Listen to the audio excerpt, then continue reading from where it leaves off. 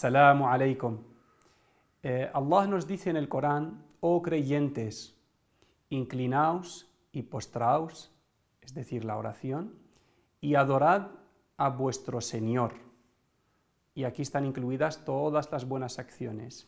Y haced el bien para que tengáis éxito. Este verso del Corán nos ofrece la fórmula islámica del éxito. Esta fórmula conjuga varios componentes: el equilibrio entre lo espiritual y lo material. Como veis, en este verso habla de la oración, de las buenas acciones y de hacer el bien, y lo deja abierto. Y también conjuga el equilibrio entre el beneficio individual, mediante la oración, y el beneficio social, cuando nos dice haced el bien. De esto podemos deducir que desde el punto de vista islámico no se puede llamar exitosa a una persona que solo se preocupa por su desarrollo y su bienestar, sin prestar atención a las necesidades de su entorno.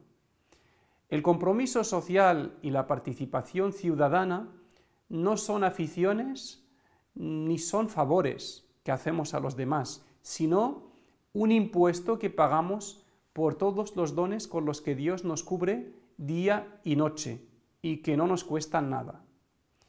Es nuestro deber como creyentes cuidar de nuestro entorno y desarrollarlo. Esto es un mandamiento de nuestra religión, que nos dice que quien de vosotros vea un mal, que lo cambie con la mano, si no puede con la lengua y si no puede con el corazón. Por compromiso social quiero decir el compromiso hacia todas las causas justas que hay en nuestra sociedad. Por ejemplo, pues promocionar la solidaridad y la cooperación social, luchar contra la desigualdad y la discriminación, defender a los grupos sociales más vulnerables. Y con participación ciudadana me refiero al activismo y la colaboración con las diferentes instituciones ciudadanas en la elaboración de decisiones que afectan a los intereses colectivos y el bienestar común. Ambos conceptos están presentes en las fuentes islámicas y son considerados deberes colectivos. Es decir, si los cumple una parte de la sociedad, exime al resto de la responsabilidad. Pero si no se cumplen, todos los individuos de esa comunidad o de esa sociedad son responsables ante Dios. Por ejemplo, si una persona muere de hambre o de frío en un pueblo y nadie hace nada para salvar a esa persona, todos los vecinos de ese pueblo son culpables de esa muerte, según el Islam. Pero si alguien o un grupo de personas se prestan a ayudar a esa persona y le salvan la vida, pues esa responsabilidad colectiva desaparece porque la necesidad ha sido cubierta. Por otro lado, encontramos que el Islam nos advierte de la corrupción, especialmente en el ámbito social y público, en cualquiera de sus formas, y lo considera uno de los pecados mayores. Dios en el Corán nos lo recuerda de diferentes maneras. Nos dice en forma de orden: no corrompáis en la tierra. Nos dice: Dios no ama la corrupción. Nos dice: Dios no ama a los corruptores.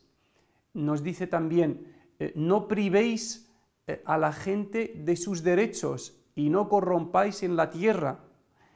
Nos dice también: no sigáis a los transgresores, aquellos que corrompen en la tierra y no la arreglan.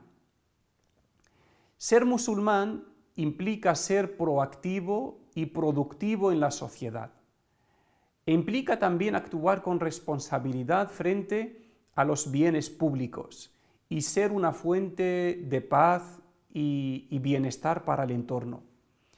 El musulmán, desde su fe y su compromiso religioso, debe participar activamente en la sociedad y formular propuestas positivas en pro del bien común. Y también debe sumar sus esfuerzos a los de sus conciudadanos para proteger el conjunto de la sociedad de toda clase de males y amenazas. El profeta Muhammad sallallahu alaihi wasallam nos representa de forma gráfica y sencilla la relación de colaboración entre los ciudadanos en una sociedad solidaria y cohesionada. Dice: las personas que conviven en un lugar son como los pasajeros de un barco, unos situados en la parte superior y otros situados en la parte inferior. Para acceder a su parte del agua, los pasajeros de la parte inferior tienen que subir a la planta superior. Y una vez dijeron: si en vez de subir arriba cada vez que necesitamos agua, hacemos un agujero aquí, en la parte inferior del barco, podremos acceder directamente al agua, pensando solo en su beneficio, pensando solo en el beneficio inmediato, sin pensar en las consecuencias.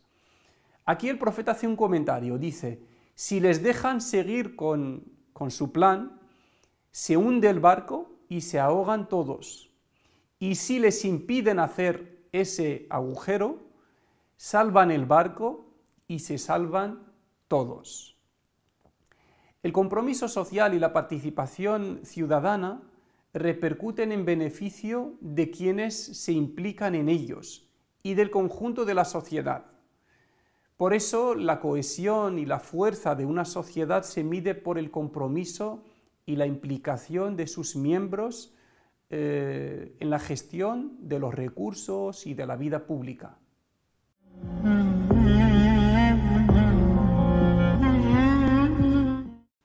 El Islam llama a sus seguidores de diversas maneras a ser miembros activos de la sociedad y promotores del bien, estén donde estén. Por ejemplo, nos dice el Corán: y que de vosotros surja una comunidad que promueva el bien, predique la virtud y prevenga del mal. Esos son los triunfadores. Estas son las características que Dios quiere que tenga nuestra comunidad. Y aquí vuelve a vincular el éxito y el triunfo con el compromiso social. Nos dice que los verdaderos triunfadores exitosos son aquellos que promueven el bien, predican la virtud y previenen del mal. En otro verso, en forma de orden, Dios nos dice: Dios os ordena la justicia y la caridad y el cuidado de los familiares, y os prohíbe la inmoralidad, la injusticia y la opresión. Llama la atención la gran cantidad de textos, de mandamientos, de enseñanzas, tanto en el Corán como en la Sunna, que hay dedicados a este espacio de la vida en el que se mueve el musulmán. Y si analizamos esos textos, estos mandamientos islámicos, podemos sacar una serie de conclusiones. La primera conclusión: el compromiso con la sociedad es un acto de adoración a Dios. Se hace por y para Dios, independientemente de si la gente lo valora, lo agradece o no. Nos dice el Corán: di, es decir, Muhammad, diles a tu comunidad, obrad bien, pues Dios, su mensajero, y los creyentes serán testigos de vuestras obras, y seréis devueltos a vuestro Señor, entonces os retribuirá por lo que hacíais. La intención es fundamental en esta acción. Cualquier acción que se haga por el bien común tiene que nacer de una intención sincera de agradar a Dios, sin esperar aplausos y sin esperar nada a cambio. Punto 2. El compromiso social es más importante en el Islam que el retiro espiritual. Aunque el retiro espiritual y los actos de adoración espiritual son muy importantes. El rezo nocturno, la oración en general, el dhikr, tienen mucha importancia en el Islam, pero encontramos muchos textos que nos dicen que la acción social es más importante. Por ejemplo, el profeta Muhammad dice: prestar un servicio a mi hermano es mejor que retirarme en esta mezquita 40 días. Se refiere a la mezquita de Medina, que es una de las mezquitas más sagradas y más importantes en el Islam. Y aún así dice, prestar un servicio a mi hermano, cosa que puede durar unos minutos. Tiene más valor que un retiro espiritual en la mezquita durante 40 días. Y dice también, en otro hadiz, quien va a prestar un servicio a su hermano, le será mejor que un retiro espiritual de 10 años. Fijaros la diferencia, ¿no? Y dice también, en otro hadiz, quien sirve, quien está al servicio del pobre y la viuda, es como el que se pasa las noches rezando y los días ayunando. ¿Y por qué esta preferencia? ¿Por qué la acción social es más importante que los actos de adoración espiritual? Yo creo que hay dos motivos. El primero es que la diferencia entre los dos es que la acción social es un fin y la espiritualidad es un medio. Los actos de adoración son medios que nos purifican, nos educan, nos hacen mejores personas, y donde se ve resultado es en el campo social. Digamos que es una cadena. Hay un terreno que es el terreno de la espiritualidad, en el que recargamos las pilas, y está el terreno de la acción, en el que se ve en práctica nuestra fe, en el que ponemos a prueba nuestra fe. El segundo motivo, pienso, que el beneficio. Es decir, el beneficio de la oración no deja de ser algo personal, me beneficio yo, pero el beneficio de la acción social alcanza a muchas personas.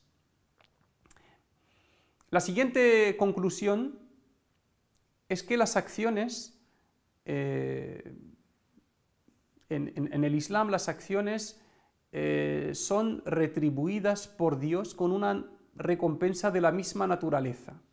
Aquí encontramos también muchos textos que nos lo indican. Por ejemplo, el profeta Muhammad dice, quien alivia el sufrimiento de alguien en esta vida, Dios aliviará su sufrimiento en la otra vida. O dice también, Dios está al servicio de quien esté al servicio de su hermano. O dice, quien quiera la salvación en el día del juicio, que facilite las dificultades a los demás. Siempre se nos dice en el Islam, si quieres que Dios te perdone, perdona a los demás. Si quieres que Dios te ayude, ayuda a los demás. Si quieres que Dios te facilite las cosas, facilítasela a los demás. Y así, hay una relación entre estos dos espacios. Todo lo que haga con mis hermanos, mis conciudadanos, el prójimo, recibo su retribución de la misma naturaleza en mi relación con Dios.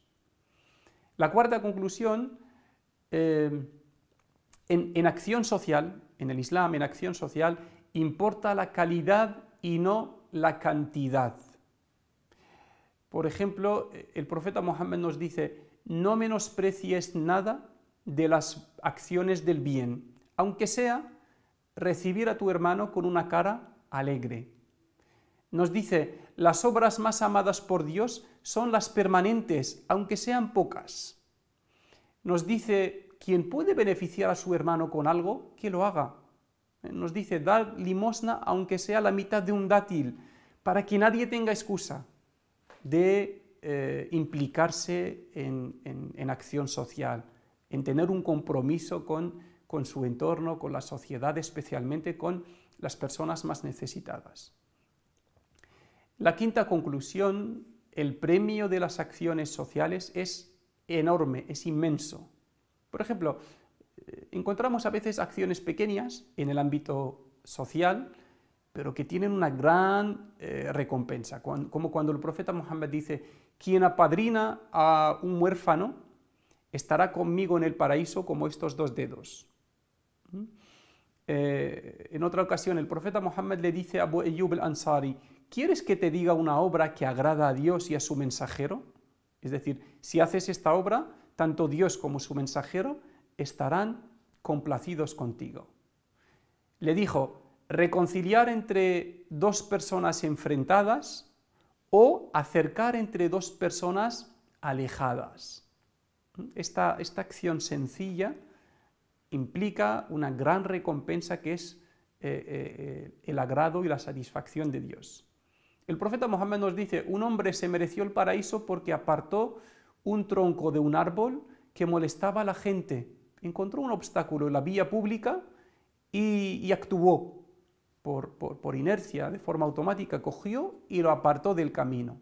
Y por ese gesto sencillo, pequeño, se mereció el perdón de Dios y el paraíso. En el sistema de derechos y obligaciones reconocidos en el Islam existe un bloque llamado los derechos de la vía pública. ¿En qué consiste? Así nos lo explica el profeta Muhammad. Dice, si queréis estar en la vía pública, debéis cumplir con los derechos de ella, de la vía pública. Dijeron, ¿y cuáles son los derechos de la vía pública?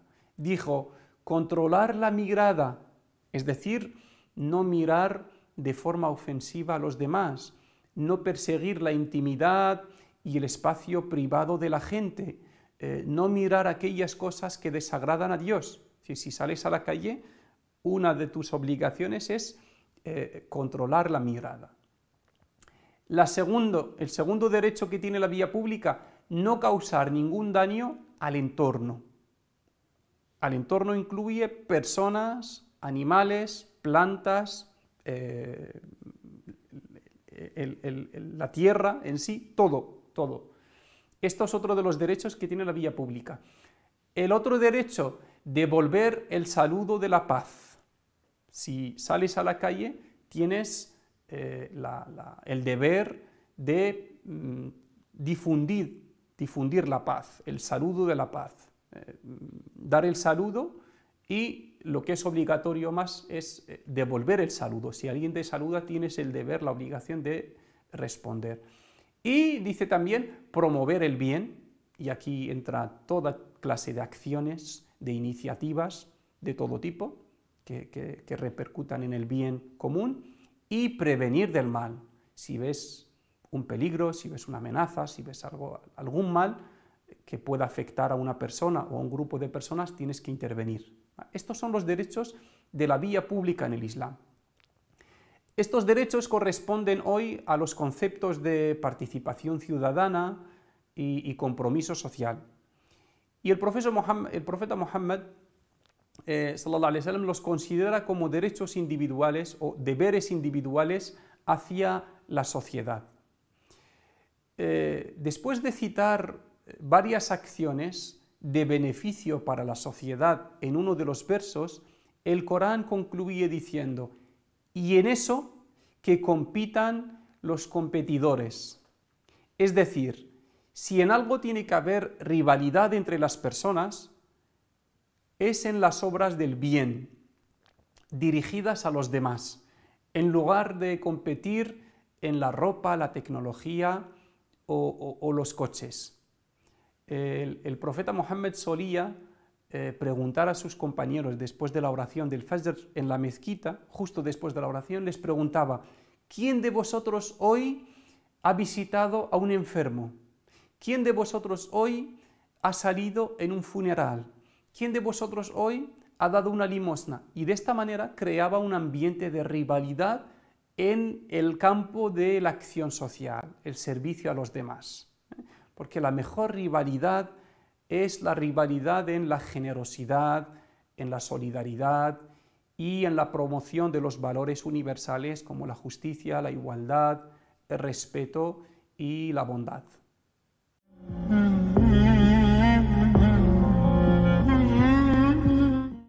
Y vamos con las propuestas finales. Estamos en el mes de Ramadán. El Ramadán no solo nos cambia a nivel espiritual y a nivel personal, Ramadán también inculca en nosotros algunos hábitos cívicos que afectan a la sociedad, a nuestra relación con la gente, con los vecinos, en todos los ámbitos. Y estos hábitos cívicos que adquirimos en el mes de Ramadán debemos conservarlos durante todo el año. Por ejemplo, Ramadán nos enseña, el ayuno nos enseña a tolerar los errores ajenos. Es decir, no fijarnos mucho en los errores de los demás. Y si alguien te hace daño, tienes mucha facilidad, mucha capacidad para perdonar. El profeta Mohammed dice, si alguien te insulta estando en ayuno, si alguien te insulta, te provoca, responde, estoy en ayuno. Y ya está, estoy en ayuno. Pues esta actitud pacífica hay que mantenerla durante todo el año. Otra de las enseñanzas del mes de Ramadán es que durante este mes nos centramos mucho en nuestros defectos y no nos ocupamos de los defectos ajenos. Estamos muy centrados en controlar la lengua, la mirada, los oídos, los pensamientos, sobre todo el que quiere aspirar a un nivel alto de ayuno que va más allá de dejar de comer y beber. Pues el que está centrado en este tipo de ayuno no tiene tiempo para fijarse en los defectos de los demás. Y haciendo esto durante un mes se convierte en un hábito y es algo que se necesita mucho en la sociedad. Centrarnos en nuestros defectos, cambiar nosotros para que cambie la sociedad y no pretender cambiar la sociedad empezando por los demás. Ramadán también difunde un ambiente de paz, paz individual y paz social. El hecho de no dejarse llevar por las provocaciones ajenas, el hecho de tener autocontrol sobre la ira, el enfado, no caer en conflictos, en peleas durante el mes de Ramadán, es algo admirable, pero tiene que mantenerse este espíritu pacífico durante el resto del año. Y por último, una de las cosas, de las lecciones magníficas de Ramadán es la solidaridad. La solidaridad con los necesitados desde la empatía, pasando hambre como lo pasan ellos, sufriendo la necesidad como la sufren ellos. Eso nos convierte en personas solidarias, humildes, ¿vale? Esta lección que nos enseña el mes de Ramadán también debemos mantenerla y es una de las grandes virtudes en el ámbito social. Bueno, pues Ramadán podemos decir que nos convierte en mejores personas y en mejores ciudadanos también. El beneficio de Ramadán tiene que salir de la esfera individual y de la esfera familiar y alcanzar todas las esferas, alcanzar la esfera social. Del mes de Ramadán se benefician nuestros vecinos, se benefician nuestros conciudadanos, se beneficia el conjunto de la sociedad, porque es un mes también en el que controlamos el consumo, en el que deberíamos contaminar menos. Tiene una dimensión cívica, una dimensión social muy importante, que repercute en nuestra relación con la sociedad y con nuestros conciudadanos, y que nos da más energía, más fuerza para aumentar nuestro activismo en el campo del compromiso social y la participación ciudadana. Bueno, pues con esto terminamos este capítulo de hoy. Muchas gracias y hasta mañana, inshallah. Assalamu alaikum wa rahmatullahi wa barakatuh.